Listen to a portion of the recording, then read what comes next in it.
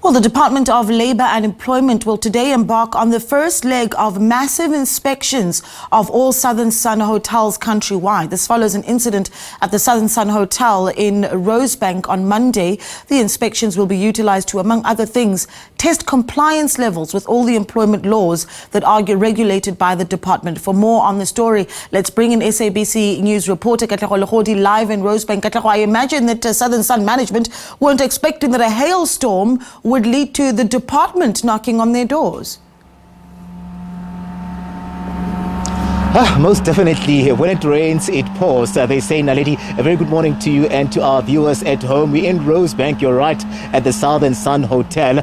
This is where the Department of Employment and Labour inspectors have embarked on that process. It's a blitz that they are running, and they're going to be just visiting all Southern Sun hotels across the country. This, of course, was sparked by that incident, that hailstorm that saw the structure here just collapsing. The roof of this building behind us was compromised by that hailstorm.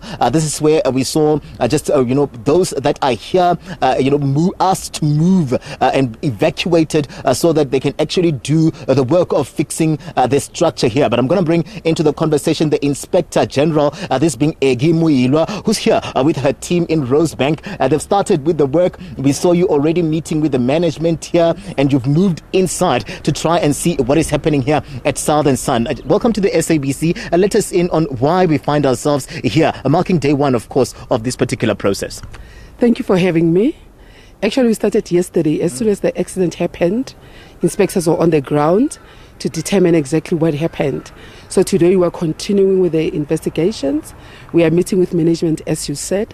And may I also emphasize the fact that we are doing a nationwide project on all the Southern Suns as a precautionary measure and a proactive reaction.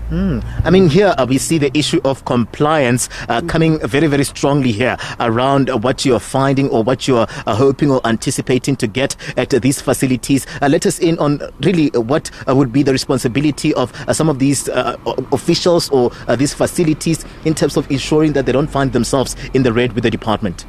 Obviously, we are big on emphasizing compliance, and in this instance, we're looking into occupational health and safety compliance. We've got a basket of legislations that we regulate and enforce. But for today, and certainly part of yesterday, we'll be looking at the whole system and around OHS, what systems are in place, and whether or not there is a culture of compliance. And we know that where OHS is concerned, we're talking about health and safety for actual individuals, people around any type of structure. So we are here to make sure that we work together with employers to make sure that we improve the outlook of compliance in our country, particularly health and safety, like I've indicated. Is this something that you awfully or usually embark on when there's an incident of this particular nature, or there's something that you really got a hold of in terms of Southern Sun and how they've been operating over time? Is this something out of the ordinary, or this is something that you would embark on when there's an incident of this nature? We always embark on things like this when there's an accident of this nature. No accident is too big or too small for us. If any accident is within our jurisdiction, certainly we are going to be there to make sure that we determine the cause and make sure that it's preventable, because you need to learn also from these type of mishaps so that you tighten your safety systems.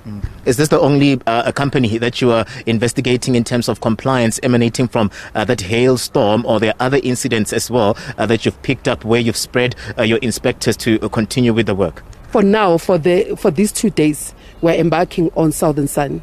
And obviously, we'll also put our ears on the ground and look for places where we can also go and spread our wings. And just before I let you go, Inspector, let us in on what are you hoping to get here? What is the process? Are you going to be seizing documents? Will we see you just sitting down with the management, going through corner to corner of this building here and trying to track whether some of those exit points are adhered to? Give us a picture of what is expected, because we're not allowed to go inside. all of that you've mentioned and more. So we're going to leave no stone unturned.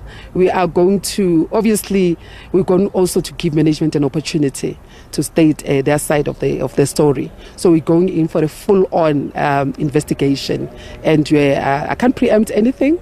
I will see how it goes. All right. Thank you very much for your time. We'll touch base later on. Let's allow you to go back to work. That is the Inspector General coming through there from the Department of Labour and Employment. They've already started, Naledi, with the work. They are inside the building as we speak right now. Of course, we were not allowed to go inside the building ourselves because of the fact that it's still compromised when you look at that incident that happened here. But you hear the Inspector General saying that this is not the only building, Southern Sun building that they'll be inspecting here. We are told that later on they'll be moving to other Southern Sun facilities around Gauteng, and we'll see this particular process also move to other provinces as well as they try by all means to track compliance here.